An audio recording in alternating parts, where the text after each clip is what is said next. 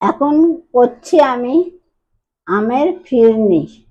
এই যে দুধ বসিয়েছি, দুধটা একটু মরবে, তারপরে এই বাসমতি চাল 2 ঘন্টা 2-3 ঘন্টা ভেজানো ছিল, তারপরে এই যে বেটেছি, দুধটা একটু মরে গেলে চালটা দেবো, দিয়ে তারপরে আমটা দেখাবো দেবো কিভাবে আমের ফিরনি হচ্ছে, দেখতে থাকুন।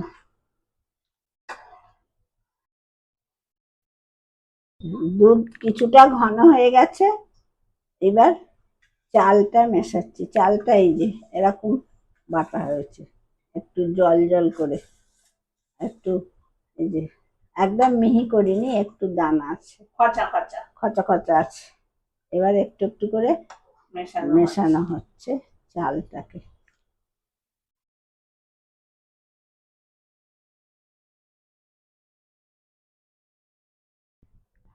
চালটাকে মিশিয়ে একটু ফোটাতে হবে, আর একটু ঘন হয়ে যাবে, তারপরে আম মেশানো হবে।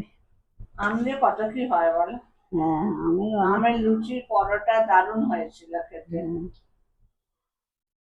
এবার আমের ফিরনি হচ্ছে।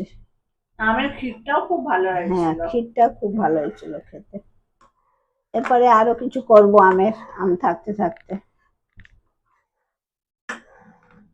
চেষ্টা করব দেখানোর।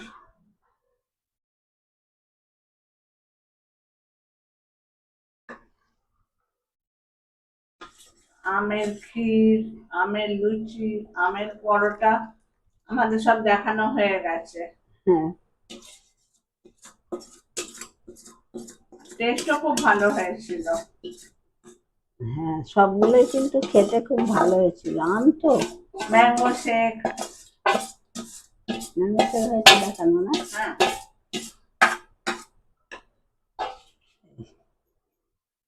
চালটা পরে দুধটা সাথে সাথে কতটা ঘন হয়ে আসলো, চালটা দেওয়ার সাথে সাথে দুধটা কতটা ঘন হয়ে গেল। আর একটু যেই হবে তখন আমটা দেবো। এখন নাড়তে হবে, আঁচটা কম করে দিই, দিয়ে নাড়তে হবে, ছাড়া যাবে না। এবার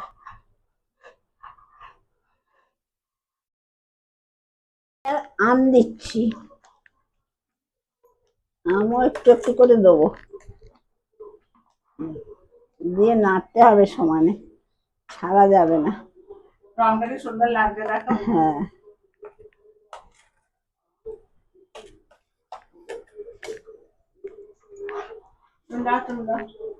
না নেড়ে নিয়ে তারপর দিতে হবে, নাহলে এক জায়গায় হয়ে যাবে। কি সুন্দর দেখো, দেখাচ্ছে ভালো রং। সুন্দর লাগছে। হ্যাঁ,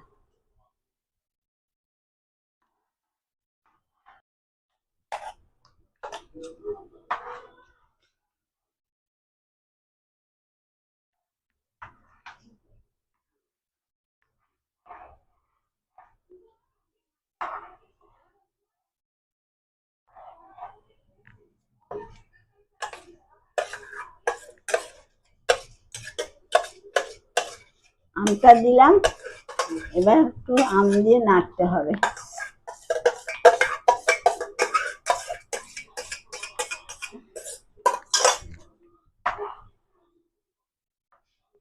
ভালো লাগে দেখতে রংটা না, দুধ আম রংটা সুন্দর হয়েছে। এবার দেওয়া হচ্ছে চিনি। ব্যাস, হ্যাঁ হালকা করে পড়বে। হ্যাঁ হালকাই দিলাম, অল্পই, কেন আম তো এখন মিষ্টি খুব।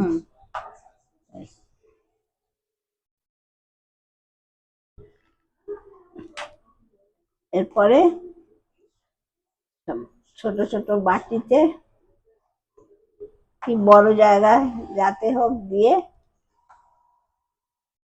বাইরে কি রাখতে হবে, তারপর ঠান্ডা হয়ে গেলে ফ্রিজে দিতে হবে, ফ্রিজে দিয়ে ঠান্ডা করে এটা খেতে হবে। আর নর্মাল টেম্পারেচার আসার পর ফ্রিজে ভরতে হবে।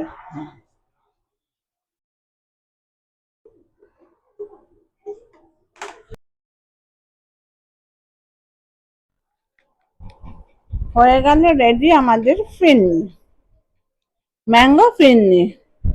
এবার এটা ঠান্ডা করতে দেওয়া হবে ফ্রিজে, তারপরে খাওয়ার পালা। সবাই ভালো থাকবেন।